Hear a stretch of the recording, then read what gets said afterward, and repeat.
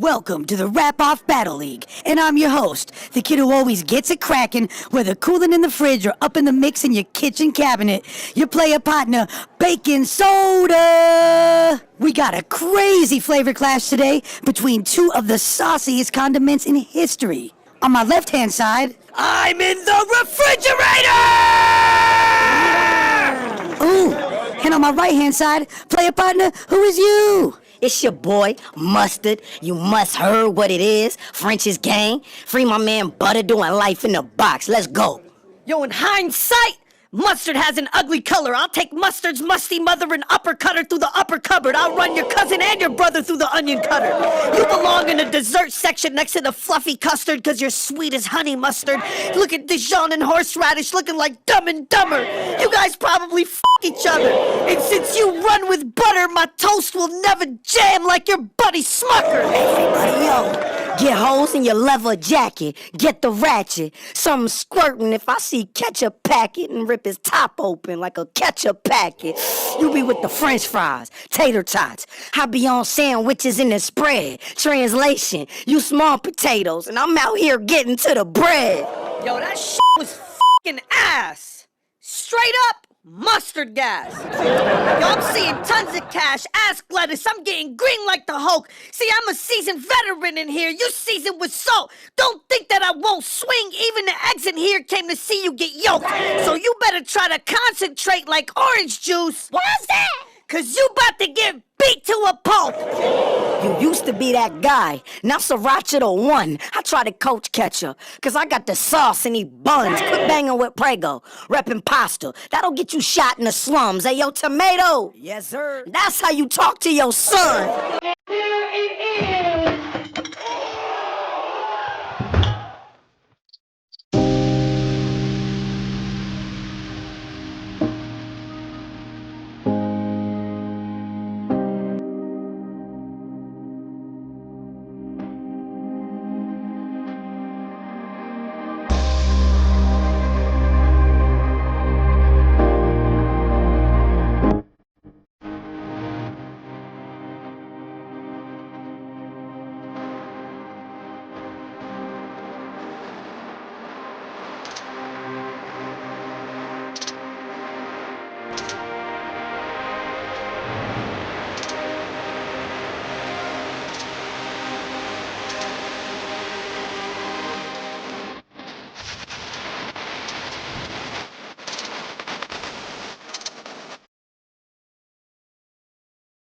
Welcome. Thank you so much, everyone, for tuning in for another episode of the Unintentional Juror podcast. This is Ketchup Court, where the sauciest and the spiciest court in the land, and we go through trials here. And today is no different because today we are going to be going through the trial, or the civil trial of Conor McGregor, the UFC fighter. I'm not sure whether to call him a legend or a world champion because I don't really follow UFC too tough, but he has found himself in kind of a hot water here because he is currently in court right now facing a civil suit with one other gentleman, and the civil suit is against Nikita Hand against Conor McGregor, and I believe the other gentleman is James Lawrence. So without further, we're gonna start with day 1 and then go up to day 4, which is from the 5th of November to the 8th of November. So that's the time period that we're covering today. I don't know how much people are acquainted with this case. Is pretty much been a low profile kind of case, simply because of, well, maybe the interest level in Conor McGregor's life. But it is very serious for him because it could lose endorsements should he be found liable, or maybe nothing would happen. I don't know exactly, but without further, I'm gonna go straight into day 5. Let me just get the stream up. But before we go into that, there was a deposition. Let me share the screen with you all. There was a deposition. According to Irish Communist Party, I'm not. He says that you can read the full deposition on the New York Times. Irish media were too cowardly to risk defamation cases to publish it, but here are the important segments outlining the violent sexual assault McGregor allegedly committed. So we're gonna start off with the deposition here. It says the woman who had been at a work holiday party believed that she should be partying with McGregor, the lawsuit said. In the car on the way to the hotel, a bag of cocaine was produced, and the woman says she took some. Now, this deposition was done before trial. So what we're going to go into during this stream to cover in regards to the trial is pretty much who is going to is pretty much going to be outlining what we're reading here in finer detail. So you can just say, while in the penthouse suite, the woman said in the statement of claim that she was beckoned to the bedroom by McGregor, who asked her to perform a lewd act on him, which she refused. McGregor began kissing the woman and removing her clothes. Over her protestations, the statement said, after she bit and hit McGregor, he wrapped his arms around her neck and lifted her up 3 times. After which she ceased fighting back. McGregor then told her, that's how I felt in the octagon. I had to tap myself out 3 times. That's how I felt, the lawsuit said. McGregor raped her, according to the statement of claim, and demanded she lie on the bed next to him afterwards. That is pretty graphic. I can't wait to see what the lawsuit brings. Oh yeah, by the way, these are code reads. I haven't had time to analyze and go into detail to make notes or whatsoever. I'll be reacting to all of them live today.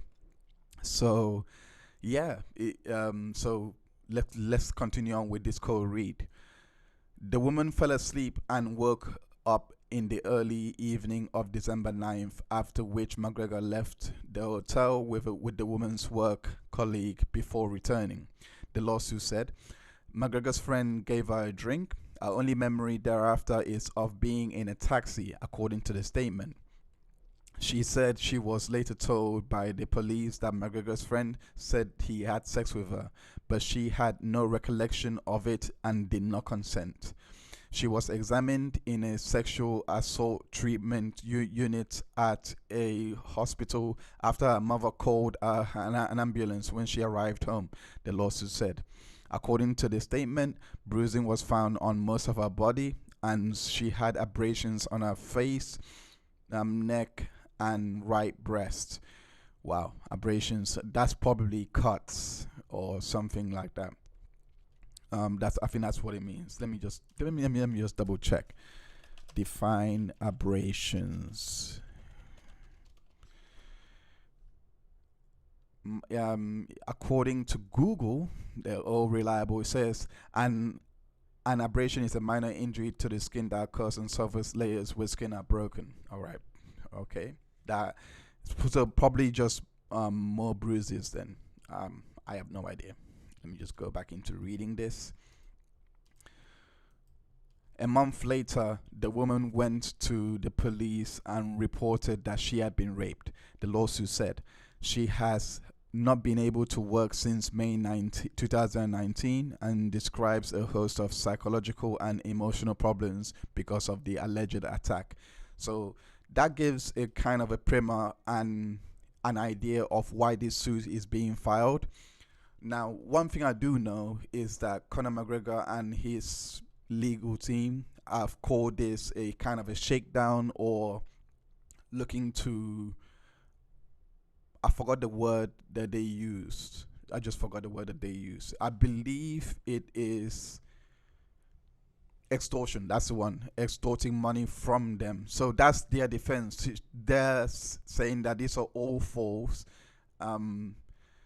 But the woman is contesting that it's all true, and what happened actually did happen to her. So without further, let's go into day one. If you're liking this stream so far, make sure you hit the like button as well as the as well as the share button, and let your friends know about it. And if you're listening back on replay, hi, hope you're enjoying yourself. Let's continue on with day one. So the headline reads, he wasn't taking no for an answer. Woman who claims she was raped by Conor McGregor described how she tried to fend off the MMA fighter. So what we're going to do is, all of these reports are detailing each day in court. So that's what we're going to do. We're going to read from it, and I'm going to provide my thoughts and analysis based on what is being described in these articles. Personally, I have no conviction, or I am going to be naturally objective, or I'm going to try to be as objective as possible and in reacting to all of this, because again, this is just news to me. I only read some parts just to get an idea of what's going on, but the rest of the days, like day 1 and day 3 to 4, they're all new to me. So I only know what's happened a bit from day 2 based on the reports that I've read. So let's go on to read it. A woman who claims, hold up, it's not highlighting. All right. A woman who claims she was raped by Conor McGregor has spoken how she tried to fend off the MMA fighter. He just wasn't taking no for an answer, Nikita Hand said in the witness box in the High Court. So what's going on right now is the direct exam. She's going first, and then she will be cross-examined. And I think Conor McGregor and the other gentlemen are going to take the stand on James Lawrence. That's the name of the other gentleman. They're going to take the stand later on in the lawsuit. On Monday, I believe they should be able to take the stand, or maybe Tuesday. I'm not too sure. Okay, so let's continue with the reading. He was just not taking. He kept. Sorry, that's the wrong one. Okay, so let me start again. He kept telling me to. Let me start again.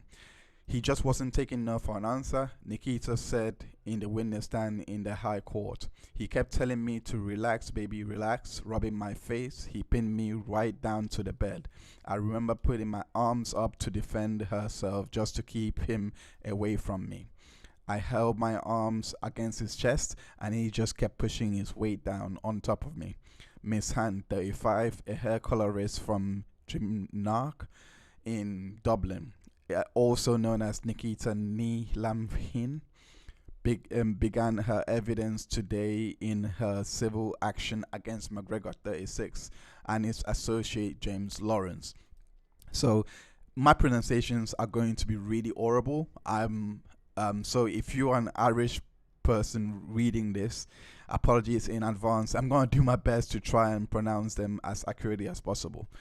So she has sued them for damages, claiming she was raped by both men in a penthouse suite at the Beacon Hotel in Dublin on December 9th, 2018, when she was aged 29. Miss Hand, a female friend, and Lawrence were brought to the hotel that morning by McGregor, who she knew and communicated with on Instagram. She had attended an alcohol and cocaine-fueled work Christmas party the night before and had gone with McGregor as she wanted to keep partying.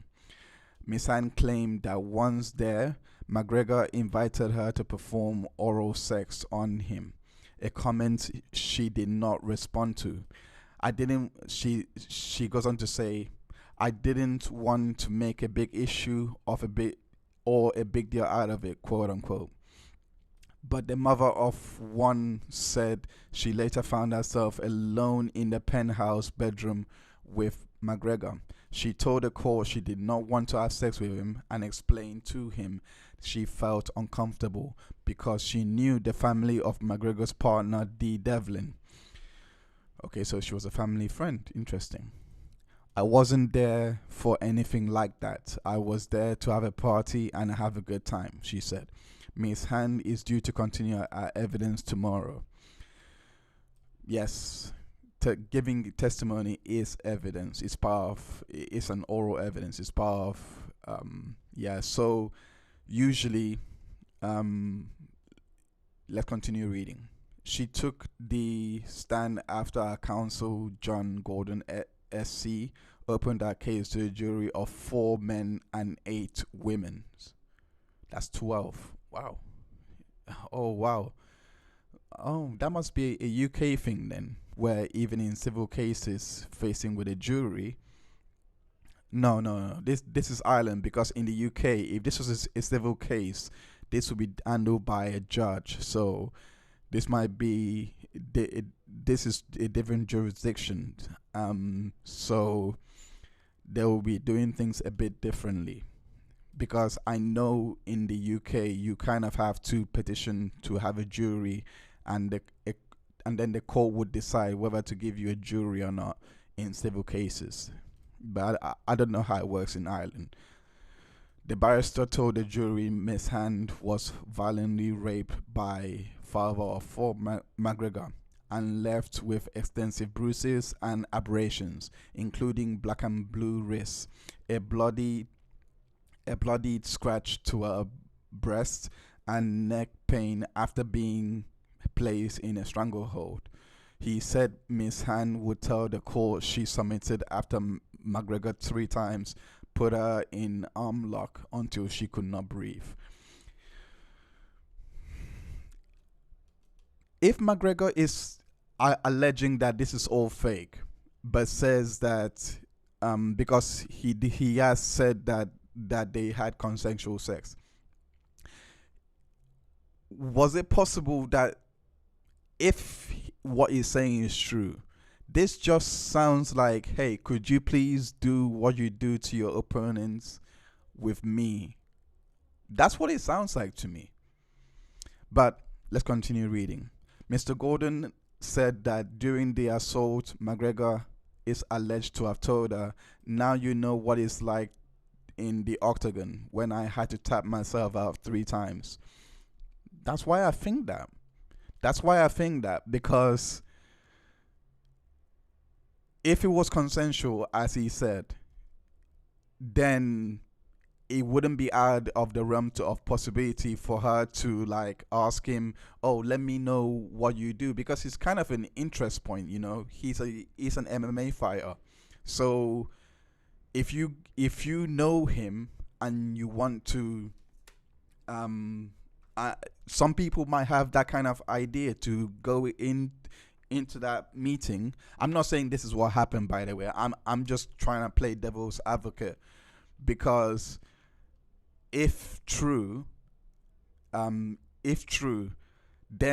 it is likely that she may have just asked, oh, how does it feel to be in a ring fighting an opponent, and could you demonstrate of me or something like that?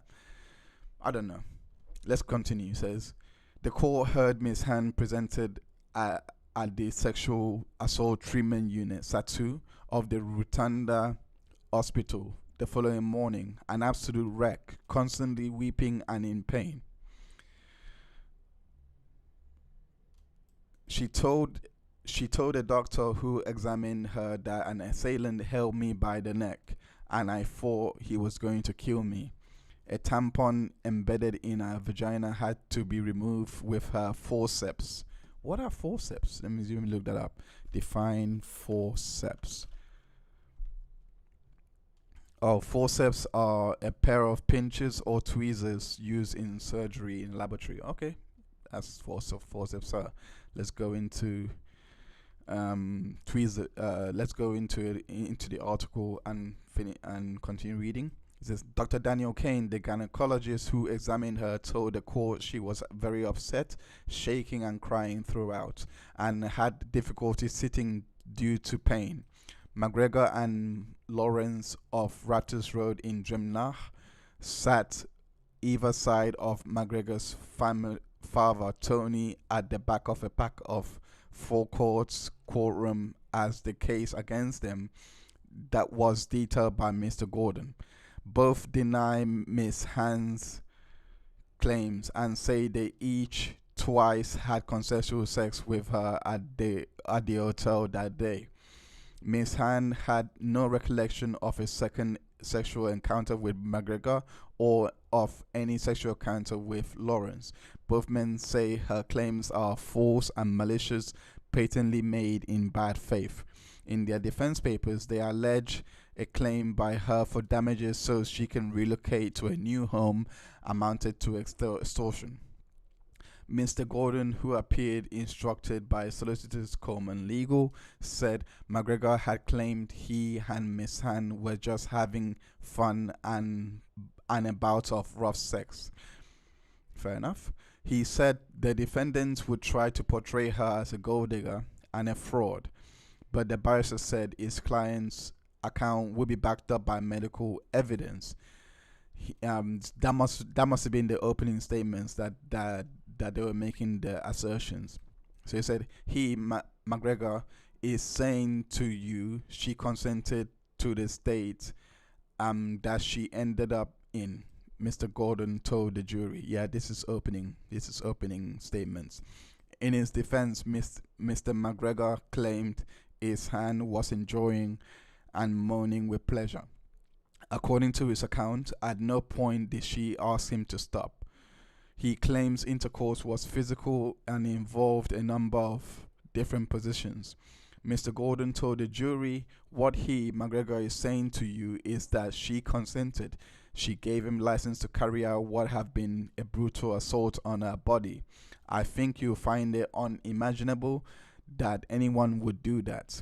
The rapes, he said, he had left her suffering from depression, stress, panic attacks, frightened of the area she was living in, and frightened of McGregor. The jury was given the SATU report and 20 photographs of injuries visible on Miss Hand's body. Dr. Kane told the court the extent of the bruising was unusual and that he had to remove the tampon which he described as being wedged at the top of her vagina. Ouch. So Dr. Kane is a gynecologist. He must have been the first witness up before Miss Hand took the stand to give her direct exam. So he must have been the first witness up. Mr. Gordon said his client was no angel, and on the evening of December 8th, she had been partying hard. She had lots to drink. Her spirit of choice is Bacardi. She had some beer. She had some cocaine. He said his client was also on an antidepressant, called sertraline at the time. He said McGregor was then enormously famous and in Drimnagh was the hero of the hour. Miss Hand had been living in Dublin suburb at the time with her then partner Stephen and their 7-year-old daughter. Okay, I can see why. So if what Conor McGregor is alleging is to be an extortion, and it would, if she had a family at the time, it would also be for personal interest as well. But again, like I said, I don't know the full details. Hopefully when we reach day 4, it'll be clearer what happened. So he said she and some friends had gone to a Christmas circus in Dundrum and then to a pub in Goatstown. They then went back to the salon where she worked to continue the party. There had been some communication with McGregor on Instagram, and he arrived with a car and driver to pick her and her friend up from the saloon around 9 a.m. the following morning. The car drove and around various housing estates, eventually arriving at Lawrence's house. Mr. Gordon said McGregor went into the house. Lawrence came out and got into the front of the car. Then McGregor, who had a bag of baking soda, got into the back of the car with the two women. So Miss Hand was with her friend, apparently. Miss Hand would later tell the court she remembers that she and her friend took some of the baking soda, but didn't remember seeing McGregor or Lawrence doing so. The group arrived at the Beacon Hotel and went up to a penthouse. It is claimed that soon after they arrived, McGregor beckoned her to suck on that, which she said was a reference to his penis. Mr. Gordon said McGregor then pinned Miss Hand to the bed and she was clearly no physical match for him. The barrister said she tried to push him away, but he flipped over and put her in an arm lock and held her till she couldn't breathe. She could not breathe. By the time he did it a third time, she gave up, said Mr. Gordon. Apologies for that. What followed, he said, was a violent, vicious assault. There was no time for removing tampons. He drove the tampon up to the back of her vagina. The barrister said, "Oh, wow." Mr. Gordon said Miss Hand would tell the court that she would not have sex during her period and would definitely not have sex with a tampon in situ. That is just disgusting. The barrister said his client fell asleep after the rape. McGregor and Miss Hand's friend left the penthouse, leaving her there with Lawrence. Mr. Gordon said at this point her conduct will seem to be extraordinary. She didn't dial 999 or rush down the corridor for help. She was of course full of drugs, in a state of elation or delayed shock, he said. The barrister said that bizarrely she hung around with Lawrence and was lovey-dovey with him. He said she asked him, "How do ye turn a blind eye on what Conor does to girls?" Mr. Gordon said Lawrence didn't make any particular response. They went out in a car and later returned to the let me read that again. They went out in a car and later returned to the hotel where they stayed until 7 p.m. on December 9th. Miss Hand initially made no complaint against Lawrence, but on February 4th, the following year, she was advised for the first time that he had claimed that while they were together after Mr. McGregor had gone, they had sex twice. Mr. Gordon said his client had no recollection of such an event happening. So he told the jury, "You have to decide what you make of that." So this is Mr. Gordon I believe is the opening statement for Conor McGregor's side, and as well as James Lawrence or James Lawrence. I forgot his name. I think it's either one of the two. I'll be corrected soon anyway. Mr. Gordon said his client's shock had faded by the time she got home, where she was exhibiting wreck. Sorry. Mr. Gordon is Miss Hand's lawyer. So this is his opening statement. Her partner was not very happy when he saw how she was, but he had to get up for work and bring the daughter to school. Miss Hand went on to her mother Debbie's house that morning, December 10th. She was thinking about going to A&E because she was concerned about the tampon embedded inside her and initially didn't want to make any criminal complaint as she was too frightened. But her mother dialed 999 and an ambulance brought her to Rotunda, where she was referred to the sexual assault treatment unit around 9 a.m. Mr. Gordon said the defense filed by McGregor and Lawrence amounted to a blanket denial. He said McGregor claimed Miss Hand had exchanged flirtatious messages with him and followed him into the bedroom for consensual intercourse. Mr. Gordon said that it was being claimed by Lawrence that after McGregor left, he and Miss Hand kissed. It is claimed by Lawrence she asked to be brought to the Marble Arch pub in Drimnagh, and that afterwards she and Lawrence went back to the hotel where they had consensual sex, ordered food, and then had consensual sex again. The barrister said that according to Lawrence's account, she became briefly upset that she showed him some bruising and asked what would she tell her partner. Lawrence claims they left the hotel together in a taxi and continued kissing during the journey, something Miss Hand had no recollection of. So that's day one done. Those were the opening statements, I believe to be the opening statements anyway. So we're gonna move on to day two. So if you're liking what you're hearing so far, make sure you hit the like button and share this stream with your friends and family, and most important of all, I hope that you're enjoying this show. So this is day two, and this is all of the updates from we're gonna the way that it's collated. We have to go all the way down and read back up. So but it is quite detailed how the Mirror has gone on to collate this. Jury was sworn in. Let's go on.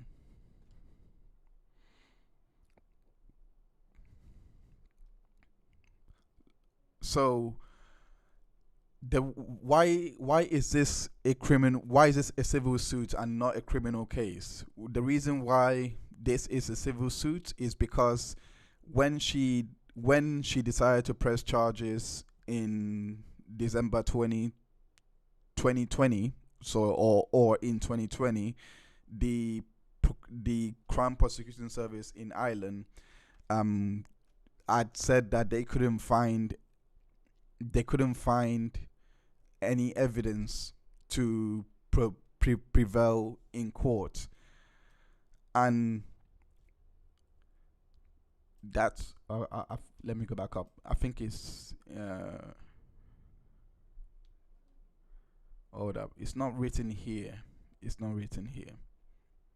So but let me just read it anyway. It says a woman's damages for claim assault against MMA fighter Conor McGregor, which was lodged against the fighter 3 years ago, is being heard before a high court jury. Judge Alexander Owens told the jury that the allegation is that Nikita Hand, a career colorist, was sexually assaulted by McGregor and another man, James Lawrence, on December 9, 2018. The judge said that it is alleged the pair in effect had raped her on that date. He told the jury this is not a criminal case but civil actions for assault. The actions were filed in High Court over 3 years ago. However, no details of our claim have been aired in open court until now. So let's go down.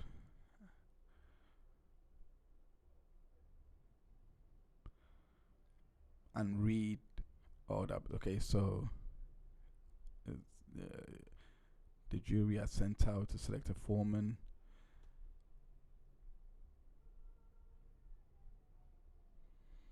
Okay, so let's read from here. I believe it's from here.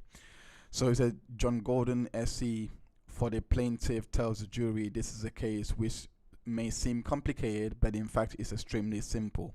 He tells the jury this is a case which may seem complicated, but in fact is extremely simple. It's not a criminal trial. Neither of the defendants are facing a criminal sanction.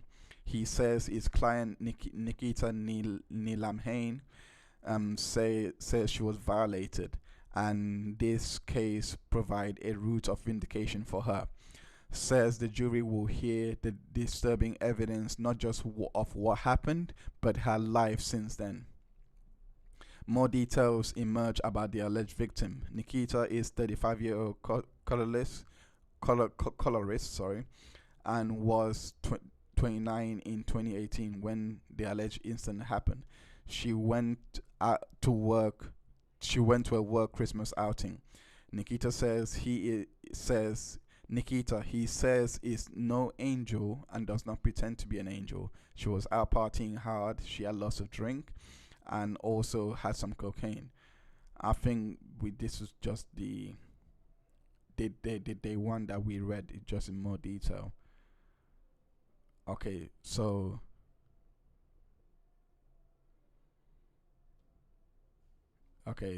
this is where the opening statements we just read. Joey just told they'll be shown photographs with some which show it was some efforts. They will see her hands, wrists were black and blue. They will see a scratch on her left breast. She was at this point completely terrified. As McGregor is alleged to have pinned her down, he alleged to have said to her, "Now you know what it's like in the octagon when I went down 3 times." Okay, we read that part during the before we read that part. The defense. Okay, we read that part about the gold digger adjourned for lunch. That's Nikita Hand. Okay, so the first witness was Dr. Kane. So we're gonna continue here. It says the court is hearing from Dr. Daniel Kane, who works principally as a gynecologist. On December 9th, he was working in the accident and emergency unit at the Rutanda Hospital. Dr. Kane confirmed he was there when the plaintiff was brought there by ambulance. She was taken to the sexual assault treatment unit, he says. A forensic exam started at 11:30 a.m. On my main report, a witness, she was incredibly upset. On my main report, and also in the medical notes, I noted demeanor. I said she was shaking and crying throughout, Dr. Kane tells the court. Witness says Nikita told him, "I was out yesterday with my friend. I was at a hotel. I can't remember what it was." So she went literally the day after. Okay, so Dr. Kane says Nikita told him, "I was out yesterday with my friend. I was at a hotel. I can't remember where it was. The night was very blurry. I was in the room. That's where it all happened. He had me by the neck. He stopped me from breathing a few times. I thought he was going to kill me." Dr. Kane says he opened a sexual assault examination kit to collect DNA samples in the presence of a guarder. He noted multiple body injuries. So everything that she was claiming in everything that was mentioned in the opening statement is being reflected by Dr. Kane here with his medical reports. Dr. Kane noted several injuries, including an abrasion to the right side of her jawline, neck, bruises on the right arm and fingers, knuckles, left arm and back upper arm, right buttock, and had 2 bruises, left buttock 3 bruises consistent with the handprints, purple in color, right breast had a bruise, Dr. Kane said. An abrasion or scratch 9 centimeters in length was also found on the breast, he tells the court. Top right leg, there were 4 separate bruises, all purple in color. On the lower leg were 2 separate bruises on the kneecap. On side of lower leg, another bruise. 3 separate bruises towards center. Wedge tampon was removed from the body. Dr. Ken says there were a multiplicity of bruises. The witness says he made the decision to remove a tampon which was wedged at the very, very top. He used forceps, which was the tweezers that we were talking about. So that's a lot. That is a lot. I'll give my thoughts after we done this reading before we move on to the next one. In his findings, Dr. Kane said his examination was consistent with the outline of events as described by Nikita. Remy Farrell, SC for McGregor, is now asking questions to the witness of Dr. Kane. So this is the cross examination. So it says complainant takes the witness. Okay, so there was nothing much that was noted, I guess. There was nothing much that was noted from that cross examination, but we continue. It's times like this I wish I was there, because I would have taken notes and done a report on it. But Lord willing, that'll be one day I'll be able to go to these court cases and provide an update, because over here cases are obscure as hell. I am looking to attend the Westwood case should he be prosecuted. If Tim Westwood is prosecuted, I'll definitely be there. Anyway, moving on. The complainant, Nikita Hand, who the court heard prefers to be known as Nikita Hand, is on the witness stand. Miss Hand confirmed she grew up in Drimnagh. I have a little girl and I was a hairdresser. She says she got into hairdressing when she was 14 and has worked in different salons throughout the years. Miss Hand specialized as a colorist, she told the court. Asked if she knew McGregor, she said, I did know him. Yeah, he was friends with my cousin and I was friends with his friends. She says when growing up, she would have known him to say hello to. Miss Han says her Christmas party was due to be on December 8th. Miss Han says she finished work at around 4 p.m. and had a few drinks in the salon. We were getting changed there, doing our hair and getting ready to go out. She told the court about 7 of them were there. She remembers having 3 bottles of beer, a few beers. I had a red jumpsuit on, said Miss Hand. She confirmed she put a photo of herself before she went out on Instagram. Asked if she had anything else before going out. She says no. Miss Hand asked if McGregor could see her post. He didn't follow me. I think I followed him. When you post a picture, you can select people. He would have seen my story, just pictures of going out, me and the girls, me on my own. Miss Han asked about prior contact with McGregor. Asked about prior contact with McGregor, she said there would have been in October around Halloween. She wrote a comment on something he posted and he said, "Thank you, Nikita." Miss Han told the court he put up a story with his bottle of whiskey. I said, "I have a bottle of that." She said, "You can have whatever you want, Nikita." Screen grabs of Instagram post. Now reading the actual post, she reads that she said, gave us a bottle to a post of McGregor's proper 12 whiskey. His reply was, "You can get whatever you want, Nikita."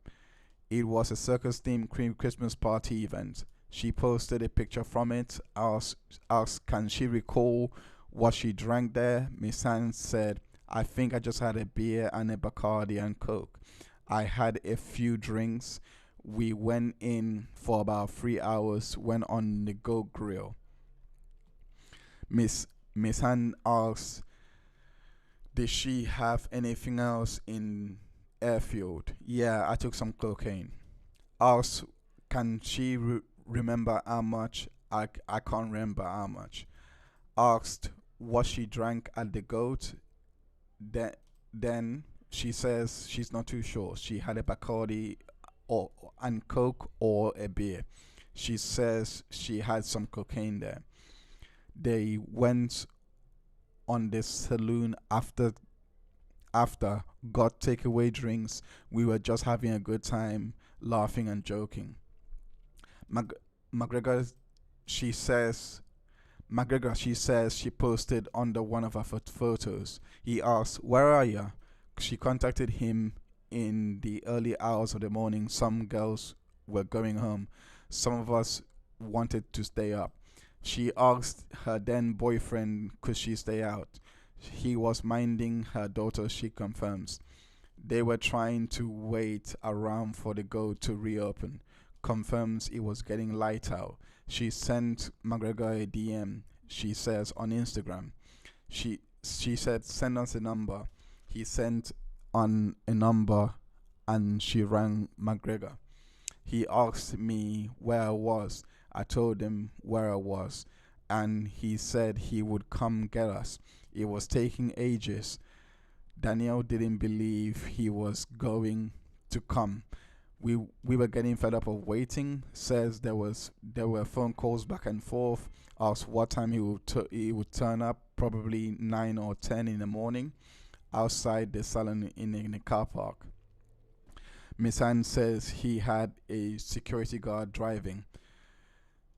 She says he had a security guard driving, and he was otherwise alone in the car, in the back. They got in. Conor was here, I was in the middle, and Daniel was on my right. We got into the car, started driving. We didn't know where we were going. She says Conor had some of the drink we bought. The mood was grand at the point and just having a laugh. We bought a drink from the salon with us. It was spirits. That's what she said. Miss Anna, I should say. When she was asked if her mood changed, Miss Anne replies, it did. Conor started bragging about the watch he had on him. Danielle said, shut up, stop showing off. He got annoyed and aggressive with her. And I was trying to calm the situation down. He turned around aggressively to his driver and said, pull over. She asked, was she wearing the same clothes as earlier? She says no, she changed. She wore a jumpsuit that covered her completely. She thought her previous outfit was too revealing. Interesting. That's very interesting. Situation between Danielle and McGregor was sorted out. He said to her, you like me now. The mood was grand again. The car was pulling up outside the houses. The driver would just beep. It was like he was waiting for someone to come outside. No one came out of any of the houses, she said, until they got home. They got to the home of James Lawrence, the co-defendant. She says she and Danielle had 4 days were just going on to party with other people. She says she knew of James Lawrence but never in his company before. I remember Conor got out of the car and went into James. He was taking ages. I remember saying, why is it taking so long? We didn't understand. Like, security guard said Conor takes as long as he takes.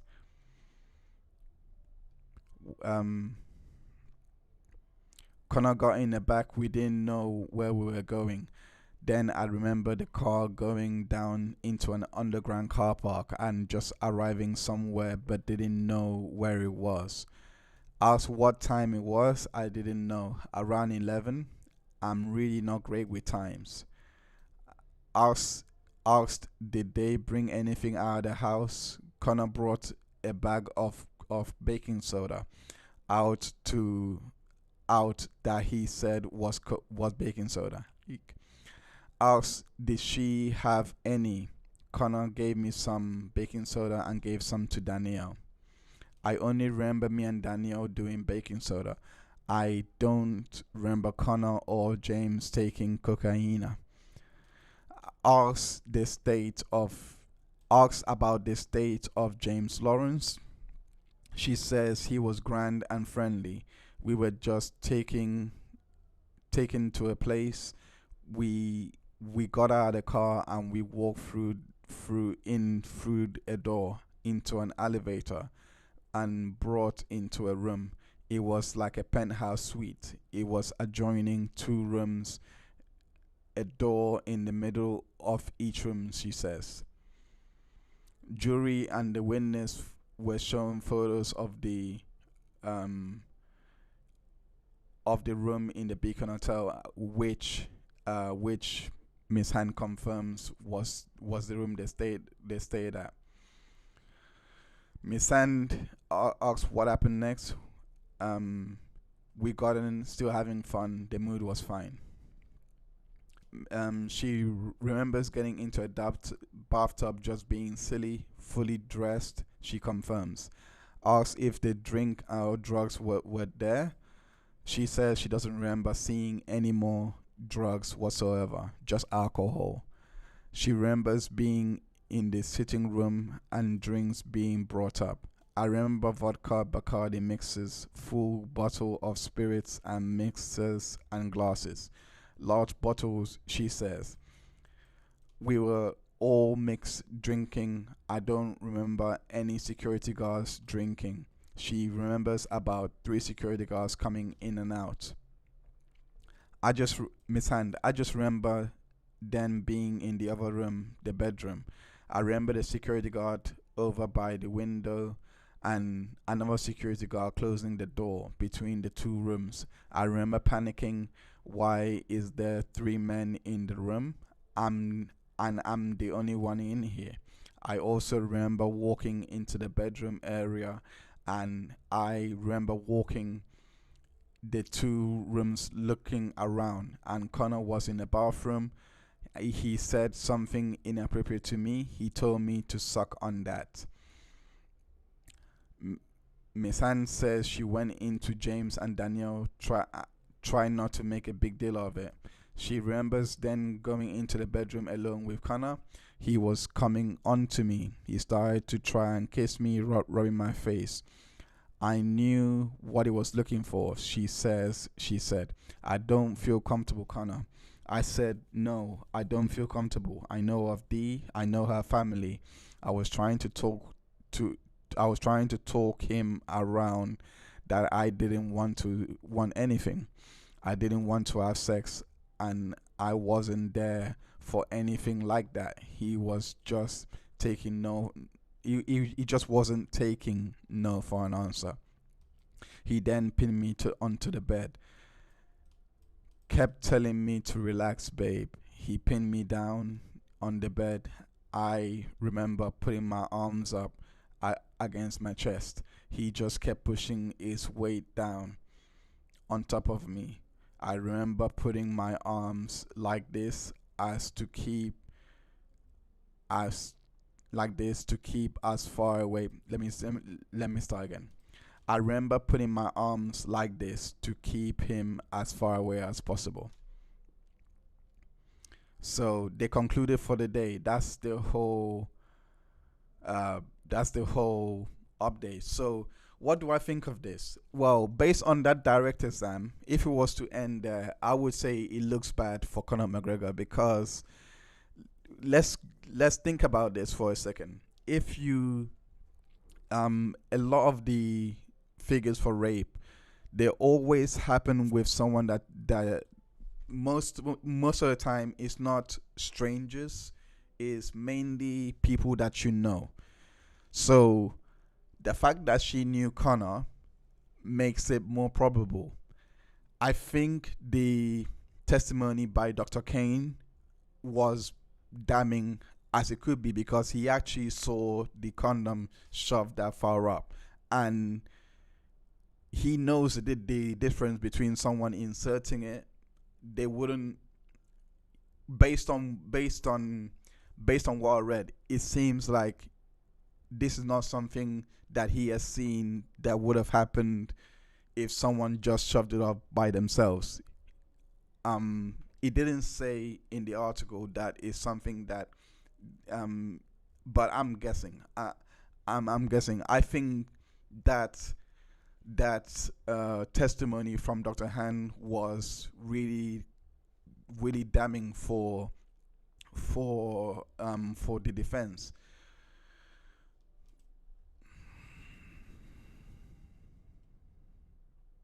Let's continue on reading.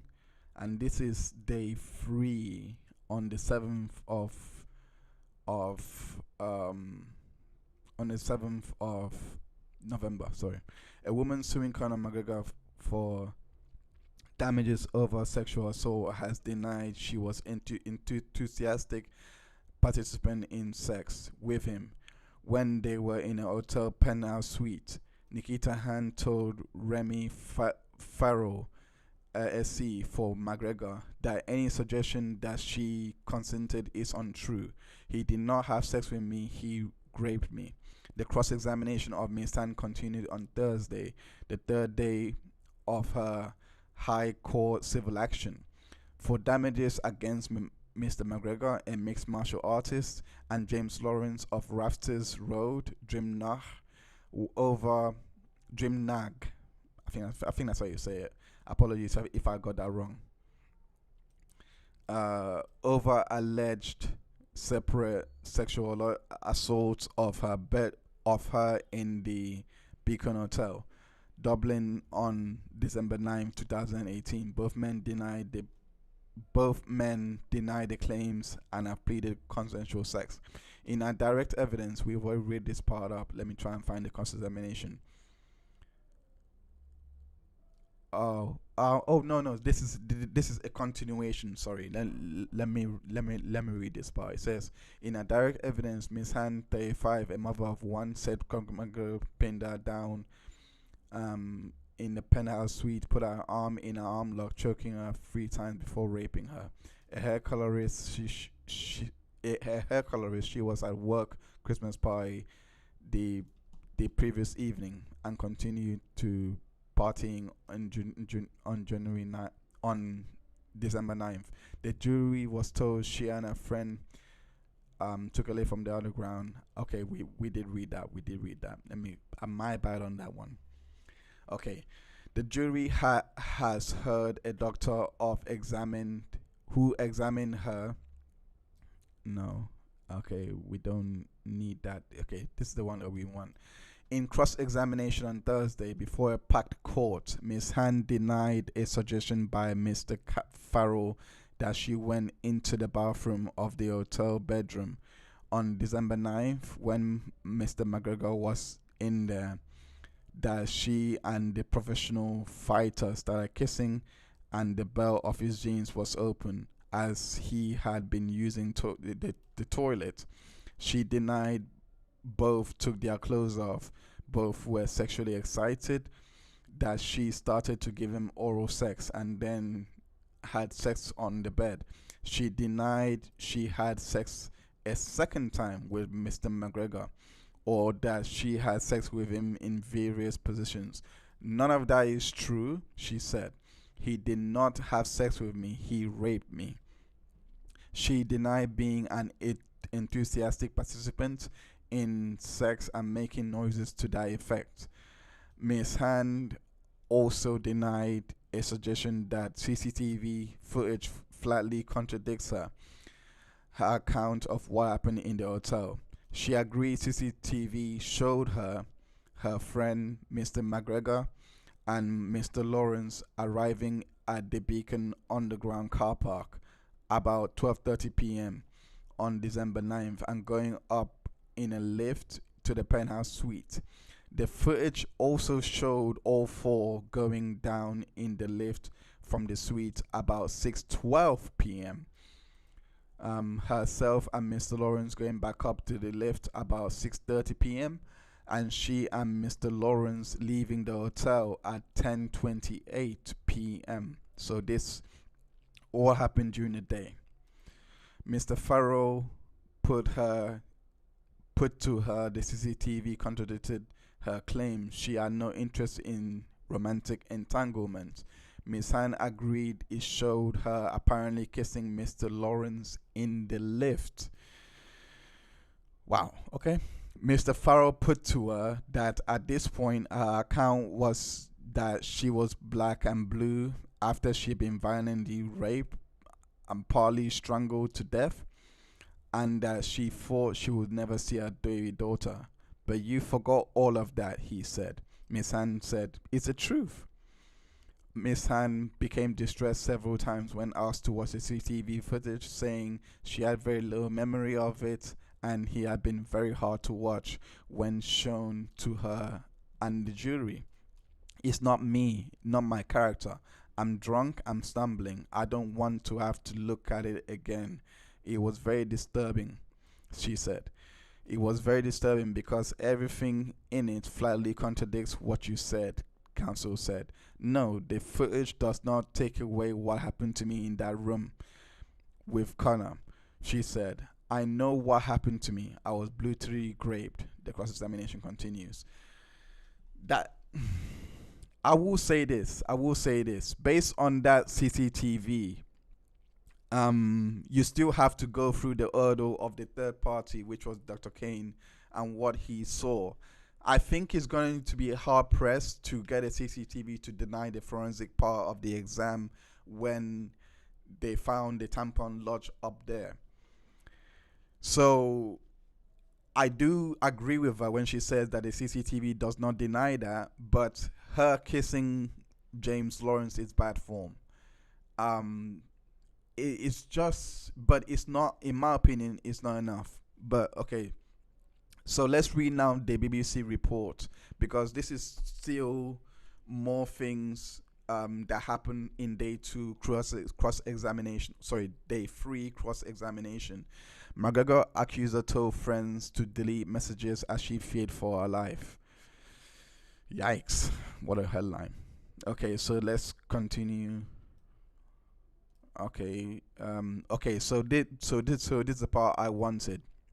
It says here, in 2020, Ireland's Director of Public Prosecutions decided not to criminally prosecute either man, which was Conor McGregor, and James Lawrence, due to a lack of evidence and no reasonable prospect of a conviction. In a Republic of Ireland civil action as opposed to a criminal case, neither the complainant nor the 2 accused men are entitled to anonymity during the court proceedings. Under cross-examination from McGregor's lawyer, Ms. Hand said that she had warned close friends and family to delete messages from her detailing the alleged rape because she was paranoid. That's not good either. Asking to delete messages and saying that it contained what you said in regards to the rape is really, in my opinion, is bad form, in the sense that it may not have said what you're saying in court is saying. If those messages don't exist, there's no way to know, and unless they carry out a Cellbrite extraction, of course. Anyway, reading on, the barrister asked if Miss Hand told a woman who left the Beacon Hotel in the same car as the MMA star to delete messages. I probably did, because I was afraid for my life, she said. I don't know when I told her. I would have told her because I told other people to as well. I deleted my messages because I didn't want to press charges because I was afraid. The barrister put it to Miss Hand that she seemed reluctant for guards to speak to the other woman when she was first interviewed. Miss Hand said in a Garda interview she was concerned because Mr. McGregor had dropped the woman home and knew where she lived. The woman here would be Danielle, I'm guessing. In court, Miss Hand said she was worried about her friend because she was also scared. I didn't want to put her in a position where she would have to say anything she didn't want to, she said. Later, it was noted upon leaving the hotel, Miss Hand. Let me try and find that again. Sorry. Miss Hand went. Okay, let me start again. It says, later it was noted upon leaving the hotel, Miss Hand went to her manager's house to hand over salon keys. She said she remembered and told her manager she had been raped by Conor McGregor. I can't remember word word for word, I was in an awful state. I know I told her I was raped and choked and had bruises, she said. The lawyer asked, "You don't remember that you told her to wait? You woke up and two bodyguards came into the room and you thought you were going to be gang raped. Gang rape? And you ran off because you thought you were going to be raped by the security guard?" Miss Hand said she did not remember because she was all over the place.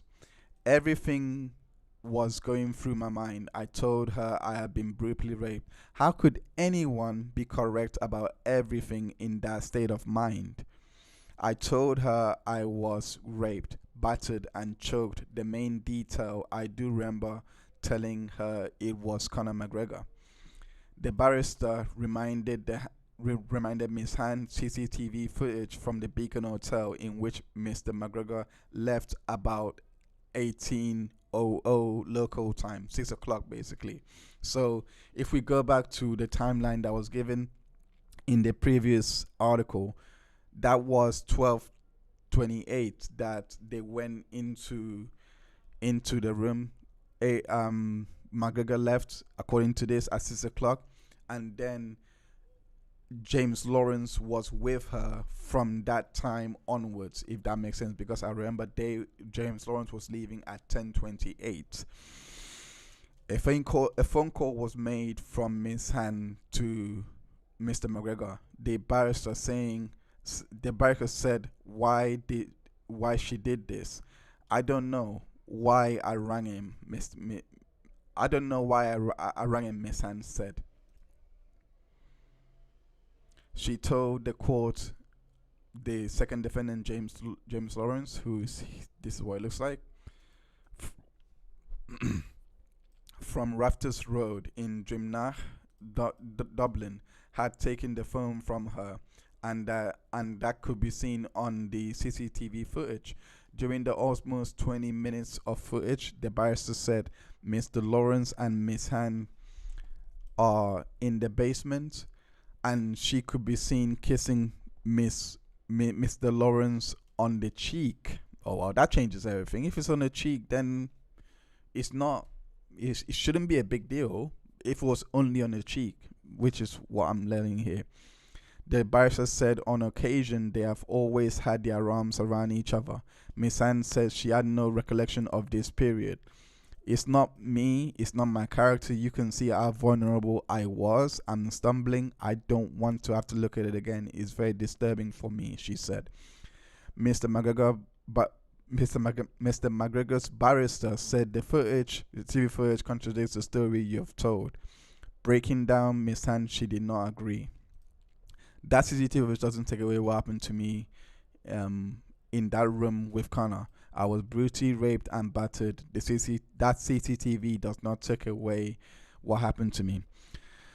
So if you're liking what you're hearing so far, make sure you hit the like button, because this is day 4. So this is what came off on Friday, and so we're gonna go all the way down and read from read going up. So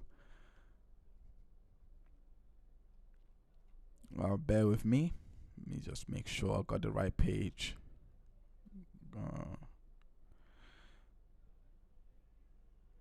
So if the prosecution service in Ireland did not prosecute this case, my only thought in regards to this is because of the deleting of text messages. I think they thought that would not go well. The CCTV as well. I think they probably thought, okay, you may have the doctor opining to what was said to the injuries that you have, but these may not be enough. Those photographs may not be enough, because so the CCTV, I want to see how it must have been very damning then, because they can see it live. I'm just reading, so I don't know their entire content because it's not being described. Hopefully this one what we're about to read here describes what happened on the CCTV. Okay, so let's move on.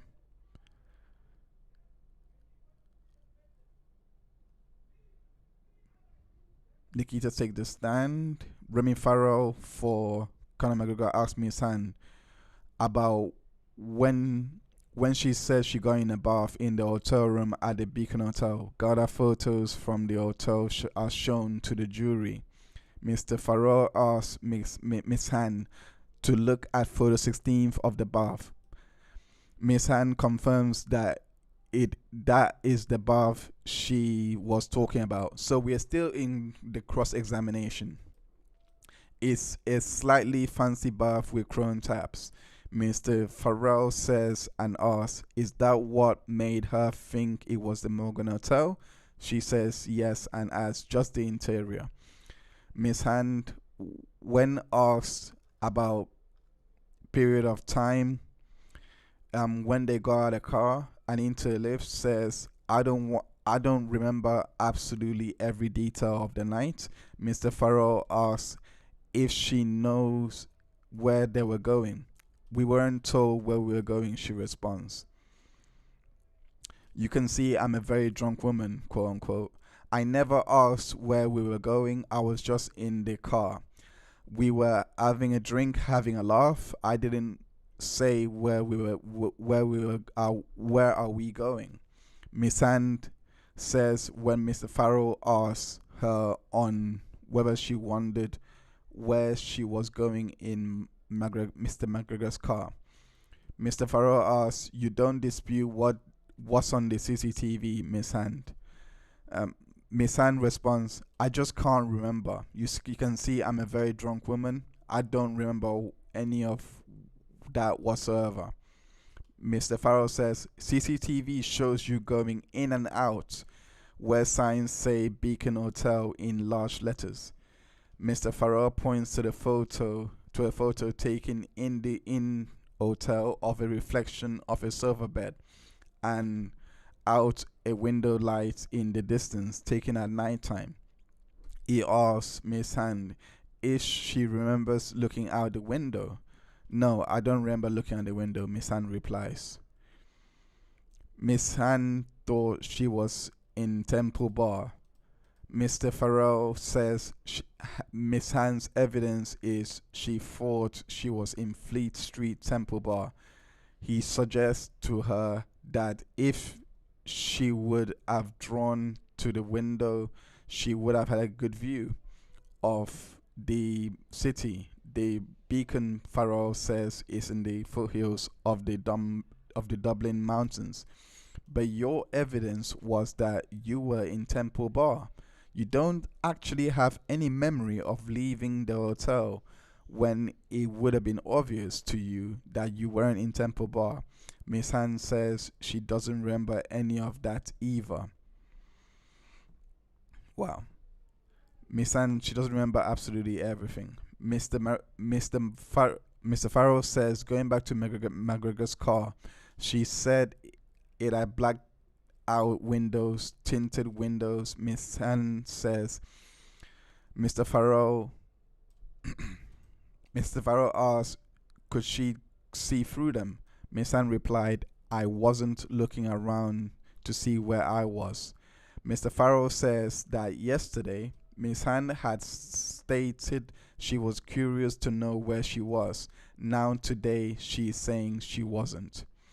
Mr. Farrell says it was heard from Miss Hand's evidence that she sent text messages that were not truthful and points to a text she says she sent after claiming McGregor had allegedly sexually assaulted her. A text saying she was having a good time. He says he will come back on that. Oh wow. Mr. Farrell asks when she came home, and told Steve what had happened. Stephen, that will be the boyfriend. The husband. Miss Hand said he could see the state I was in. He knew by me that I wasn't right. Mr. Farrell asked, who did she tell Steve she was with?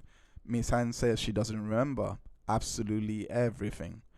Mr. Farrell says there is helpfully a recording of what she said to Steve. Miss Han says she didn't know at the time that he recorded her and found out later. Oh wow. Miss Han says she's going to she remembers getting frustrated and arguing with Steve. She says she hasn't listened to the recording recently and it's probably 2 years since she did. It's a very hard listen for me. You can hear in the voice recording it's not an easy listen. Steve actually emailed it to me. Mr. Farrell says he will come back to it later and if it's easier can provide transcript rather than her having to listen to it. Mr. Farrell asks, can she remember telling him she was in the Morgan? She says she lied about who she was with. I did lie who I was with Miss. I did lie about who I was with, Miss Han says. That's not looking good. That's not looking good. Now, that the reason why I say it's not looking good now is because now you get the idea that she lied to the husband out of personal interest because she could likely lose all of that if she told him she was with Conor McGregor, you know, starstruck and all of that. This is interesting unraveling of the cross-examination. So Miss Han says she was a very vulnerable woman in the CCTV footage. Mr. Farrell asked Miss Han about where Danielle was when Miss Han alleges she was being sexually assaulted. Miss Han says the sitting room. He says she told Gadai she didn't say anything or do anything to tip off Danielle that something happened. Miss Han says that is because she didn't remember at that stage. Mr. Farrell says she woke up with a man who was not her partner in a bed. Miss Han says, yes, it's your evidence that at that stage you have no memory or recall of either having sex. Miss Han, when I woke up, I didn't remember what happened. Mr. Farrell asks when she woke up in a bed with a man that was not a partner. Did it not occur to you what had happened? Miss Han says she remembers panicking and going to her phone. Said she doesn't fall asleep when out. When I woke up, it was strange for me. I didn't know. Miss Han says she just remembers everyone wanting to leave and says I didn't understand it. I was confused. Mr. Farrell says that confusion lasted for some time. Is that right? Miss Han says yes. She remembers going down in the lift, going back up. That's all I remember. Mr. Farrell says she has found CCTV footage. Miss Han says she has seen it and she sees a very vulnerable woman. I should have been brought home. I should have been looked after in that state. Mr. Farrell says there's part on the CCTV in the elevator where Miss Han appears to kiss Conor McGregor's arm. She says she doesn't remember that. Mr. Farrell asks, did she check with Danielle after the events? Miss Han says, I did speak to her. Yeah, I can't remember what day it was. I would have seen her as well. She was a work colleague. Miss Han says when she got back up to the hotel room, things were slowly coming back to me. Mr. Farrell says she had told her friends Emma, Jen, Steve, and her mother. I'm at a loss to understand when you told Danielle about it. The one thing that stuck out the most is how she did not, like, I know she can't remember what happened, but how she's not detailing or looking at her body and saying I'm just wondering and saying that she was wondering how these bruises and all this stuff got on her. That's one thing I'm not hearing from that examination from her side. Because I don't know about you, but if I had bruising on my arms and it's purple, and like, that's the first thing I'll be querying myself. But it could happen. She could be asking that later on. So let's continue reading.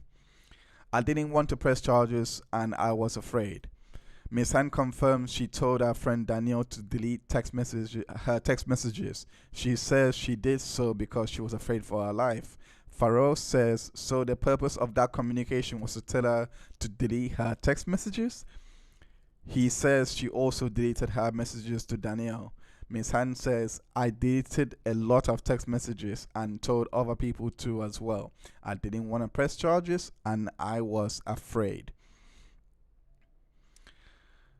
Okay. I do remember telling her it was Conor McGregor. Mr. Farrell says that Miss Hand said in her evidence she told a friend, Emma, what had happened. She said she told her what she told the jury here, he says. Miss Hand replied, word for word, I cannot told you what I told her that night. I was in an awful state. Mr. Farrell asked Miss Hand if she is concerned that you might have told her something different. Miss Hand says that she is not. Mr. Farrell says she doesn't remember telling her she jumped up and ran out because you thought you were going to be gang raped. No, I don't remember. Miss Hand responds. And you don't recall telling Emma that you ran off because you thought you were going to be raped by the security guard? Mr. Farrell asks. Miss Hand says no, and that she was all over the place. I was in and out of remembering things. I was obviously confused at that point, she says. Miss Hand says she was just after being brutally raped and things were coming back slowly to me. Whatever I told her, I was obviously very confused. I told her I was raped and battered, and that was the main detail. Mr. Farrell asked if she remembers telling her it was Conor McGregor. I do remember telling her it was Conor McGregor, Miss Hand responds.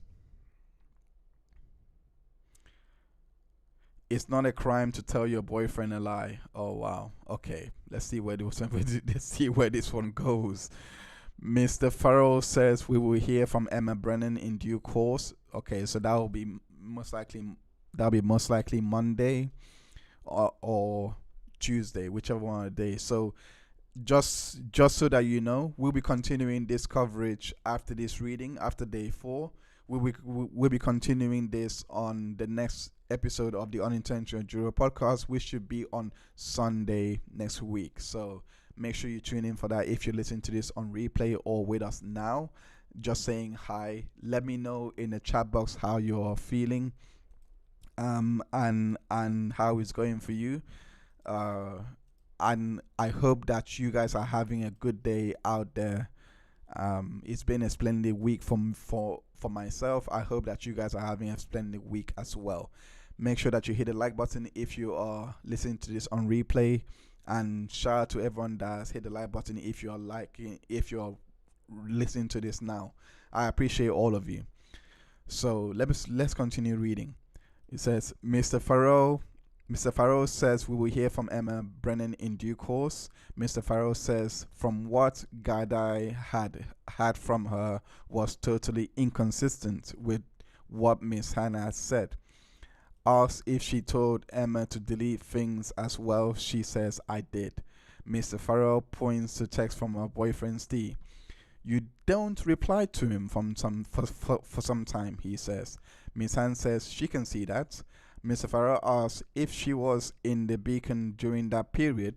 Miss Hand replies, I don't know what times I was at places. I don't know times. Mr. Farrell says that CCTV shows her leaving the Beacon at 10:28. So that's in the morning. and texted Steve to say she was coming from town. Mr. Farrell asked why at this stage she didn't want to tell him where she was. It's not a crime to lie to your boyfriend. It's not a crime to tell your boyfriend a lie, Miss Ann says. Miss Ann says she knew she was in a hotel, but I didn't know what hotel I was in. Mr. Farrell says that Mr. Farrell says that can't be your evidence and points out that she told Gardai she knew what hotel it was. She said the Morgan because of the bath. Oh wow. Mr. Farrell says based off what she said about the text to Steve, at that stage you knew you hadn't been in town. Miss Ann, Miss Ann, your entire account is on the basis you thought you were. Hold up, let me see. Let me read that again. Sorry, Mr. Farrell says based on what she said about the text to Steve, at that stage you knew you hadn't been in town. Miss Ann, your entire account is on the basis you thought when you were in the Beacon and left that you were in the Morgan Hotel in town, he says. Mr. Farrell says Miss Han now seems to accept she knew she wasn't in town. If your evidence is correct, Miss Han, it wasn't a lie at all. You're now telling us you don't remember why you told a lie. Miss Han replies she told him she didn't want to go home and face reality. The reality, when she says that, the one thing that comes into my head is that there is these two realms that exist: the reality that she's been raped, or the reality that she cheated on her boyfriend with, because guilt can do things to people, right? So if what Conor McGregor is saying is true, that it was actually consensual, these inconsistent accounts, these inconsistent statements is what might lose her this case, in my opinion. Miss Ann says she dated her Instagram because everyone was talking about. Okay, asked if she dated her Instagram, Miss Ann says she did, and she didn't want to be on social media because everyone was talking about it, and it was in the paper. She says she didn't want to see any of it. Mr. Farrell says he is sure she knew material on her Instagram was relevant to the investigation. Press further, Miss Han says she deleted it and blocked Conor McGregor. On the next day, I was told to delete my Instagram then as well by a Garda from Crumlin Garda station, she says. Miss Farrell said she didn't want to deal with anyone having any photographs of me. I was going through enough with the papers, going through details, she said. All right. Damn. Court hears a phone call. Court hears of a phone call to Conor McGregor. I don't know why I rang him. That must be okay. Mr. Farrell says it seems that Miss Han deleted several text messages but not others. Oh, selective deletion. Okay. Miss Han says she deleted a good bit, but the guards got some of it back. Mr. Farrell asks, did she text Emma to say she was raped? Miss Han says, I don't remember. Mr. Farrell asked to a Garda interview where she told Gadai she dated everything. There was a text where she said to Emma she was raped. She told Gadai, no, I don't have that anymore. She had said that she deleted that was dated and that was probably stupid. Farrell says that text doesn't appear from any material extracted by Gadai. Miss Han says because she deleted it and Emma didn't hand over her phone. Mr. Farrell says her suggestion to the jury earlier that everything was retrieved then would be incorrect. Miss Han replies, must be. Mr. Farrell pointing to various texts and one call around 6:30, including a call at 6:27 to Conor McGregor. This is interesting because that's when Conor McGregor actually leaves the hotel from the CCTV footage that we read earlier, that he left at 6 o'clock. So 6:27, she now calls Conor McGregor. Mr. Farrell says this is point in time when he has left the hotel. He puts it to her that this is a man she said raped her by then. She said she had not remembered that by then. Miss Han says, I don't know why I rang him. I can't remember any of that. Mr. Farrell says there's a period of 20 minutes to half an hour on CCTV of her and Mr. Lawrence going in and out of the car park and elevator. Miss Han says, I'm very drunk in it. I'm stumbling. I don't want to have to look at it again. It's very disturbing for me. Mr. Farrell puts it to her that everything in the CCTV footage actually contradicts her story. Miss Han says, I know what happened to me. I was brutally raped and battered, and that CCTV does not take away what happened to me. They're on a break. Jury is back in the room. Miss Han is distressed and does not want to see CCTV footage. Mr. Farrell says that before the break, Miss Han was distressed and asked if it was because of the CCTV footage and because she didn't want to see it. Miss Han says yes.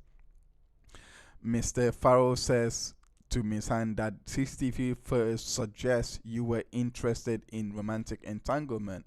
He says her evidence that she had no interest in it is contradicted by CCTV. Miss Han says she doesn't remember what was shown in CCTV. Mr. Farrell says she certainly seems to have romantic designs on Mr. Lawrence in the CCTV, and she is seen kissing him. Miss Han says it looks that way. I don't feel like I'm wrong because I don't remember any of it. Eesh. That's not good for That's not good, that's not good, bruv. What? You don't feel like you're wrong because you don't remember any of it? Okay. I mean, this has got to be different from the kiss on the cheek, because that's what we read earlier.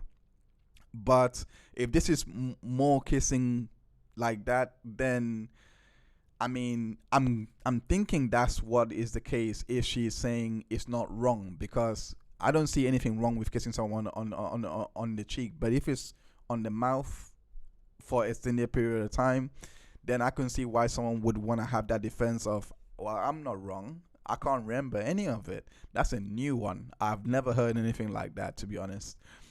Mr. Farrell points to Texas to Jen, where Miss Han says she remembers the door was closed. Miss Han tells the court, I remembered a door being closed. I did say that. Miss Han says it was quiet, was going down. I remember Connor and Danielle leaving and going back up with James. Footage, the judge says, shows a period of time of them trying to get back up in the lift. You're pressing a whole pile of buttons in the lift. Miss Han says she doesn't remember that. Mr. Farrell asks if the mood became downbeat. Miss Han says it just didn't feel right. Going back up. Okay, I think this is a continuation or asking the same questions again of the deleted messages that we read earlier. Just Miss Han says she deleted text messages and asked her friends to do so.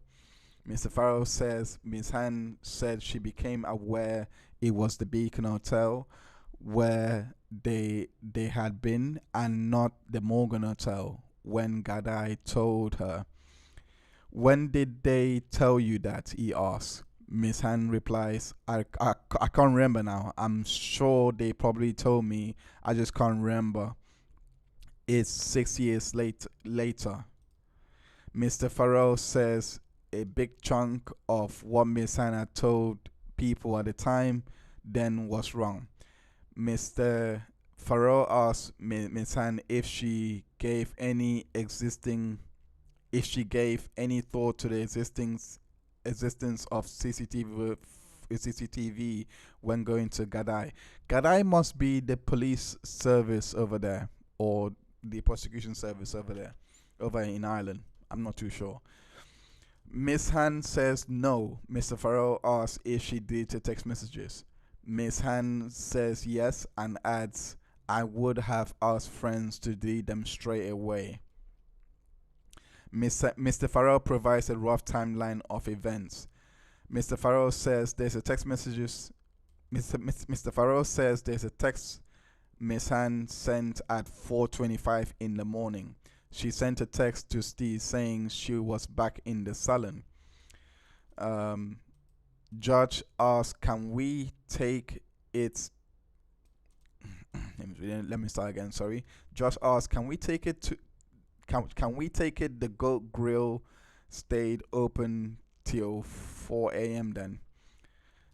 Miss Han says it must have. Yeah. Mr. Farrell goes through texts and calls to Mr. McGregor. 10:13 CCTV shows them leaving the salon. 12:16 car arrives at the Beacon Hotel. 12:34 Mr. Farrell says it seems that they got a lift around 12:34. 6:12 p.m. This is the next relevant. I'll just say it. 18:12. The next relevant event is at 18:12. He says 12:34 to 18:12. Mr. Farrell put it to Miss Han that she was in a penthouse between this time. Miss Han says she thinks so and says she didn't leave the penthouse. 19:31. Miss Han is in the lift with a bottle. I don't remember, Miss Han says. 22:28 footage shows Miss Han leaving the Beacon. And that was with James Lawrence. That coincides with all of that. Okay, Miss Han asks if she remembers hugging Mr. McGregor. Oh my gosh, did she actually?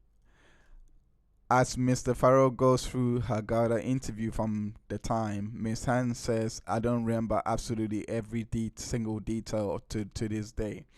Mr. Farrell suggests that it can be seen in the texts that Miss Han has the wherewithal to continue to send untrue texts to Steve. Mr. Farrell says the jury can be satisfied that Miss Han had mental facilities then at the time to tell a lie. Miss Han says she can't remember. Mr. Farrell says that presumably the violent rape Miss Han describes must have occurred between the time they first went up in the elevator, 12:34, and 18:12 when she got back down. She is asked, can she say roughly when in that time period it happened? Miss Han replies, I don't remember. Press again on a memory of the time of the rape. Miss Han says, I forgot I forgot I was after being raped when I woke up. Miss Han is asked if she is she. Oh, I'll read this again. Sorry, typos. Miss Han is asked if she remembers hugging Mr. McGregor when they went up in the lift. Miss Han again says she can't remember. I was drinking a lot and I had drugs in my system as well. Mr. Farrell asks her if she remembers being happy to go in the lift. She says she does remember being happy, but things change. He asks, does she remember being unhappy going down the lift? Miss Han replies, I don't remember. That's interesting because, again, playing devil's advocate, if Conor McGregor says it was consensual, and she's saying that it wasn't consensual,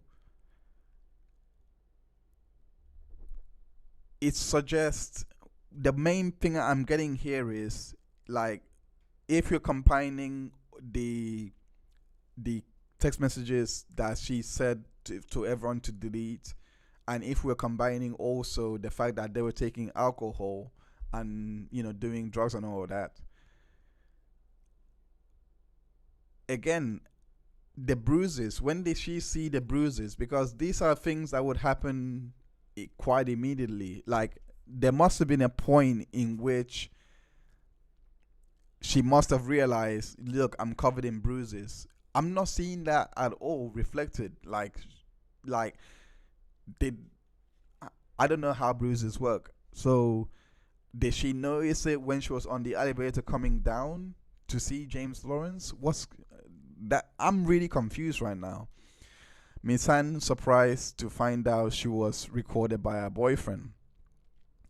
Mr. Farrell asked Miss Han about a text she sent to her boyfriend Steve at 18:28, where she said, "Ha ha ha, in the goat."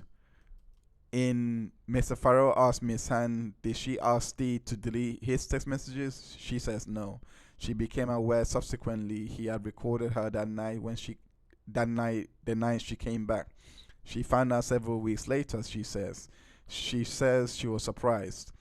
Mr. Farrell asked Miss Han if she now accepts that she sent a text message to Steve when she was in the car park. She does now, she says. I asked about it. She says there's a lot I can't remember on the night. I don't know, man. I mean, how drunk were you? This is because that's what I'm getting here. She was so drunk and hammered that night that she can't remember anything apart from what Conor McGregor had told her about how it feels to go down in the octagon. That seems to be only recollection. But let's move on. Let's continue. Miss Han, it shows how confused and drunk I was. Mr. Farrell says Miss Han had told the court she remembered being in the bedroom of the penthouse when she sent that that message to Steve. Miss Han says she thought. Let me start again. Miss Han says she thought that was when she sent it. Obviously, I was confused. Mr. Farrell says that you can see via CCTV that Miss Han had her phone in her hand for some time. She and Mr. Lauren are in and out. The texts she sent to Steve don't appear to be first. To be first, she sent. He says. Miss Han says she can't remember. Mr. Farrell says Gadai went back to this in their interview with her and asked her how she was feeling at the time she woke up. Detective Sergeant Peter Woods asked her what she was feeling. She told them panic, worry about Steve, and that she wanted to let him know I'm okay. She told Gadai she didn't want to tell Steve she was back in the hotel.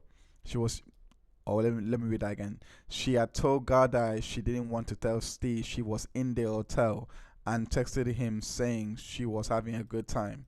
She put her phone back in her bag, she told Gadai. Miss Han was asked, does she remember what time she texted him? She said, I think it may have been about 6.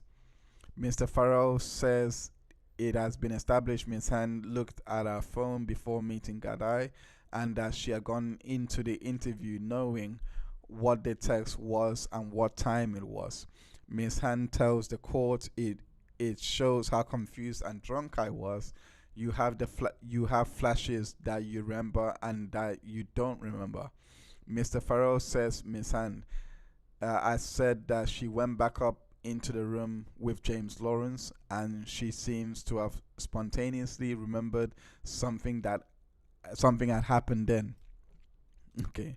Miss Han said she remembered it slowly coming back to her. She remembers food, telling James telling her to relax.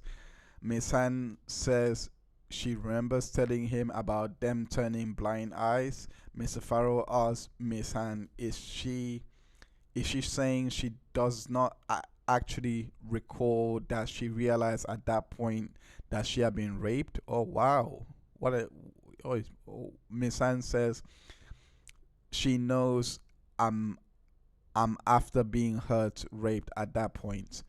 CCTV Mr. Farrell shows Miss Han is not upset in the lift with James Lawrence. Miss Han says she does not remember anything from that. Now that's actually interesting based on what we read earlier in regards to the fact that she told this to James as she was going off the lift, because she did say that in her direct exam, but now she said that she doesn't recall. That's interesting. Miss Hand recalls getting into the taxi in a taxi. Mr. Farrell asks why did Miss Hand not leave the Beacon Hotel when she went down to the car park with Mr. McGregor with McGregor, Daniel, and Mr. Lawrence. Can I suggest you decide to stay because you wanted to remain partying? Mr. Farrell says. Miss Anne says, I can't remember. I remember walking down, leaving, and going back to the room with James. That's all I remember. I asked them to stay and have a drink. Okay. Mr. Farrell says Miss Anne told the jury the next thing she remembered was being in a taxi. He asked her if she has any idea how she got into the taxi or if there was anyone else in it with her. She says no, and that it was only her and the taxi man in the taxi. She gave the taxi man €50. She says she thinks James gave it to her. I assume James gave it to me because I didn't have €50 in my bag, she says. Mr. Farrell says he thinks it seems odd. She would assume she got it from James. Why? I mean, that's the last person she was with. It kind of makes sense to me. Well, who else gave it to me? Yeah, Miss Han says. Mr. Farrell says Miss Han is no stranger to hitting it hard on a night out. Miss Han says she was in her 20s and enjoying her life. Mr. Farrell says the portions of what Miss Han says she does not remember is everything until the point Mr. McGregor leaves until you're back up in the room. Is that right? Miss Anne says there's a lot about that night that she does not remember. Mr. Farrell says it transpires she sent text at 18:28 and now she accepts that memory was wrong. Miss Anne says the text message did happen. Obviously, I was very, very confused. Mr. Farrell says sometime around 11 p.m., her memory resumes business as usual. Mr. Farrell says she accepts from CCTV it looks like you're functioning perfectly normal. Miss Anne, I don't agree with you. Mr. Farrell, you are conscious? Miss Anne says yes. Mr. Farrell asks if she knows anything about MMA. Miss Anne says she knows it, but is not familiar with it. Oh, she walked into that one. I can see why I asked that question. I'll explain a bit later on. Mr. Farrell asks her if she ever went to a fight. She says never in her life. He says she did go to Vegas. She says she went to Vegas but not to a fight. Let me continue reading. Miss Han denies claims she gave McGregor oral sex. Mr. Farrell is speaking about a document known as a statement of claim where Miss Han set out the version of events to the legal team. Mr. Farrell is putting Miss Han's account of events to her. It states Miss Han was beckoned to the bedroom. Miss McGregor asked her to perform a nude act on her. She refused. He began kissing her. She voiced her objections. He advised her to relax, baby, relax. He roughly removed her clothes. She bit him. He enjoyed that. Miss Hand says she was on in a period, had a tampon in, and was not looking for sex.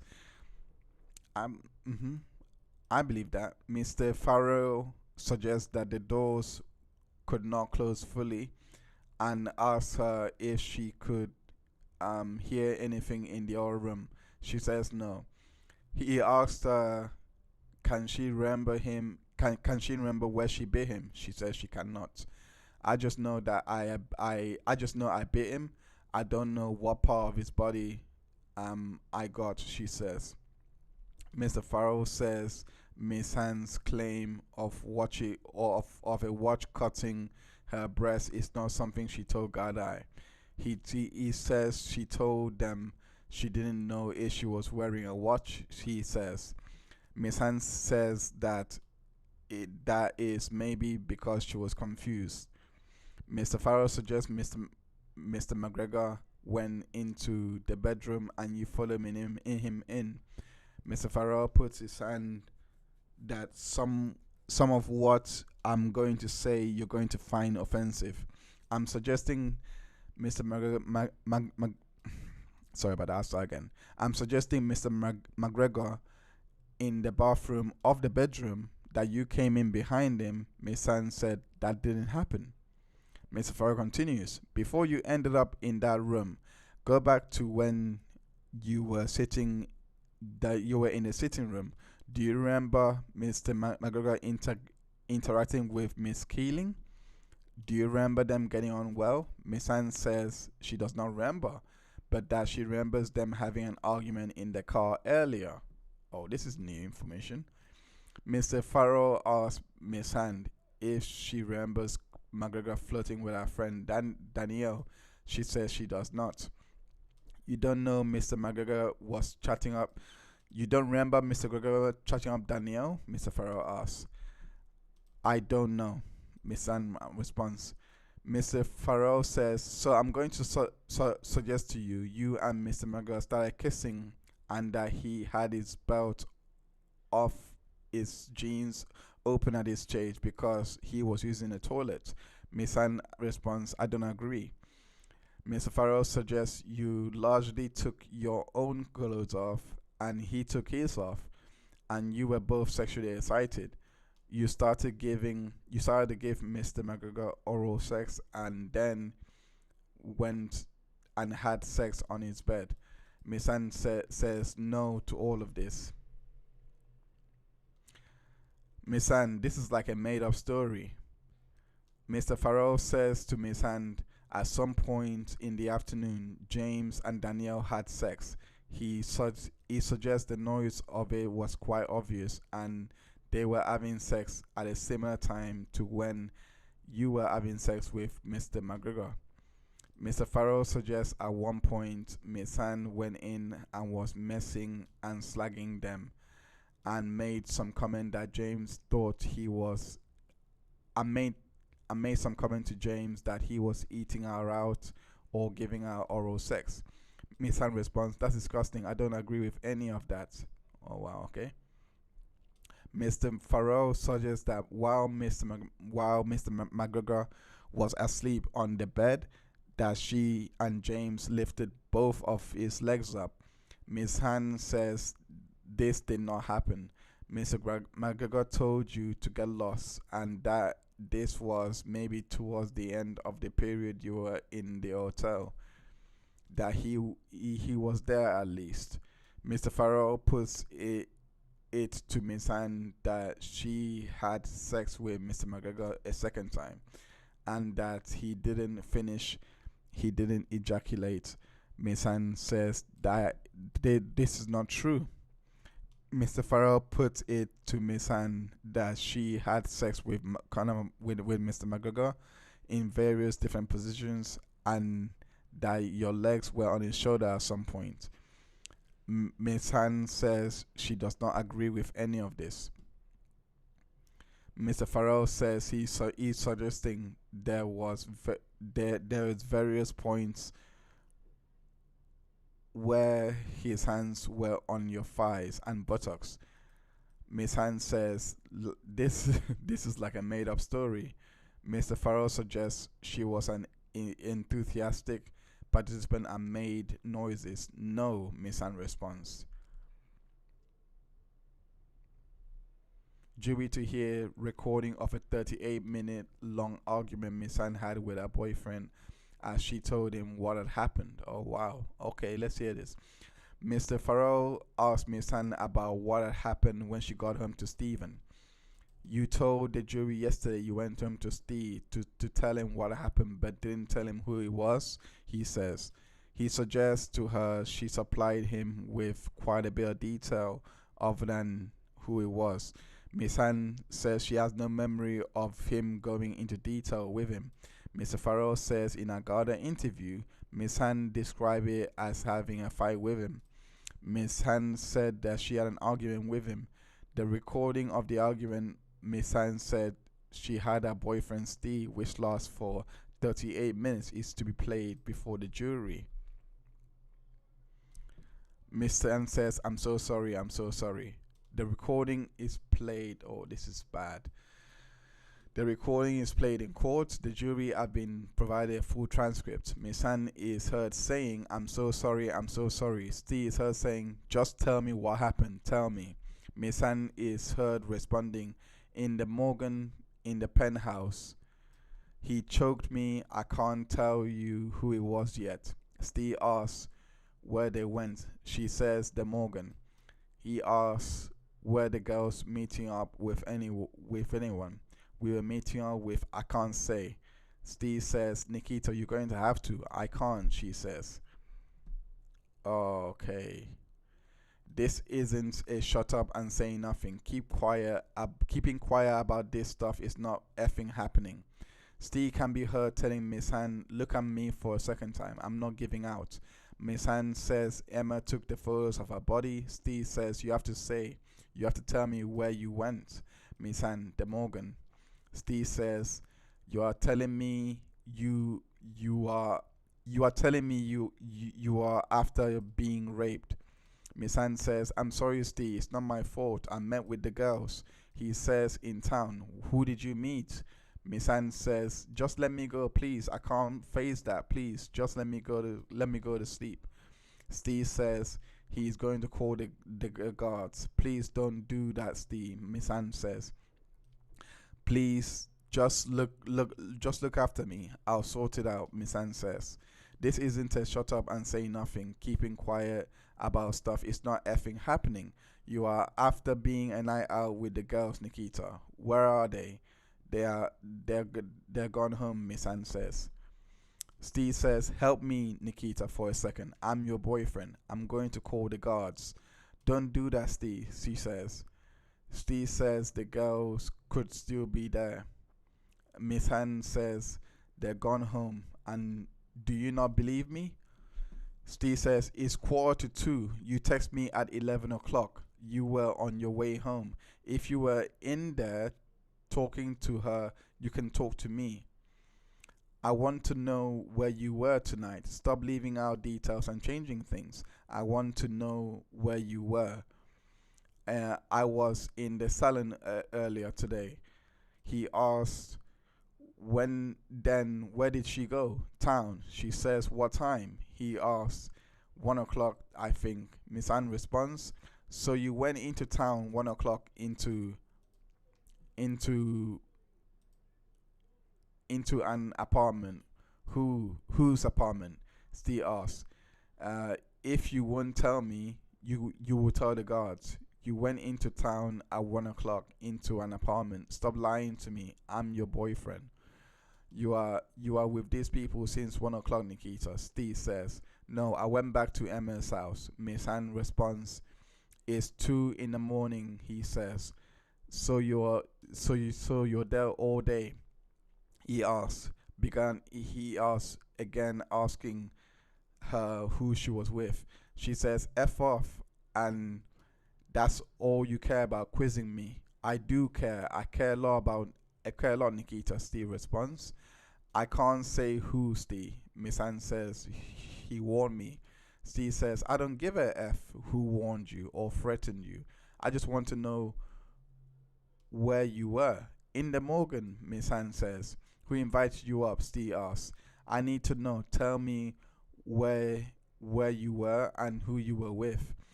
Who's the people you went up to? What happened? He asked. I told you, Miss Han. Miss Han says. Steve is heard begging Miss Han for details of the night. Listen to me for a second. Steve is heard say to say as the recording of call continues to be played in court. You're going to fall asleep. You're going to wake up and you're going to remember half, and that's a effing big problem. You were obviously very drunk. Please tell me what happened. I'm begging you. I am your fella. So, going on, it's going to say he was choking me and I couldn't breathe. Steve is heard saying, I don't know what happened. I want to know who invited you up to the Morgan penthouse. Who was there? Who was up there? Who did you go into? Like, how do you think I feel right now? Miss Han is heard to respond.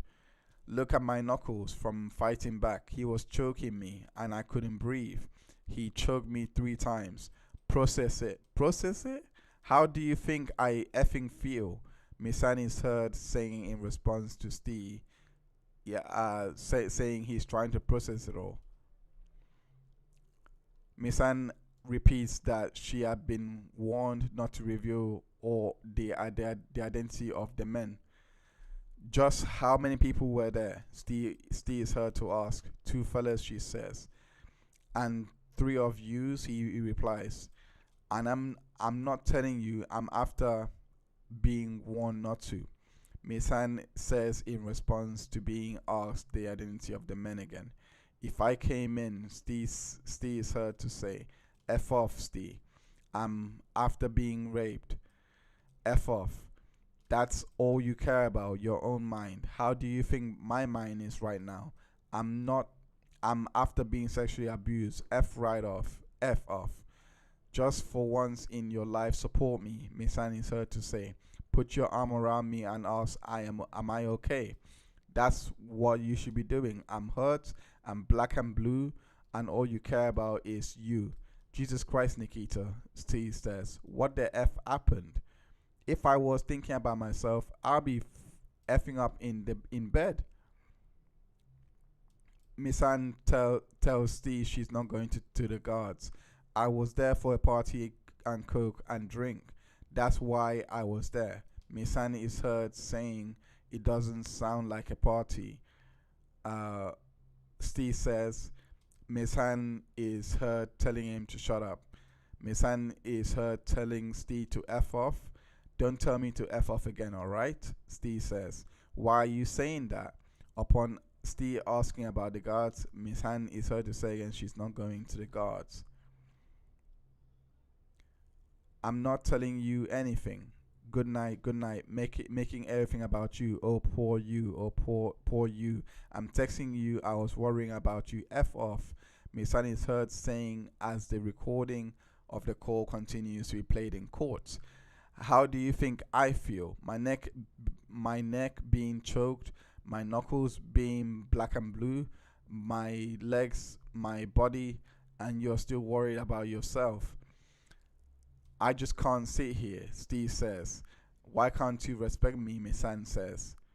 I'm doing something about this, Steve says. She responds, don't do anything. The only thing you should be doing right now is supporting me. Miss Han is heard to reply. Why wouldn't you tell me, Steve says. You told Emma. Emma is not going to say anything. Miss Han responds, you will tell the nation. You will tell the nation. Steve says, I can't sleep. I couldn't sleep. I'm lying here awake. Miss Han is heard asking, is our relationship going to be affected by this? I'm sorry. Steve says, stop saying sorry. Just talk to me. I'm your boyfriend. I'm entitled to sit here, he says. Miss Han responds, I'm not telling you anything. As Steve asks where Emma was all day, Miss Han is heard to respond, F off. And that is it for the day. So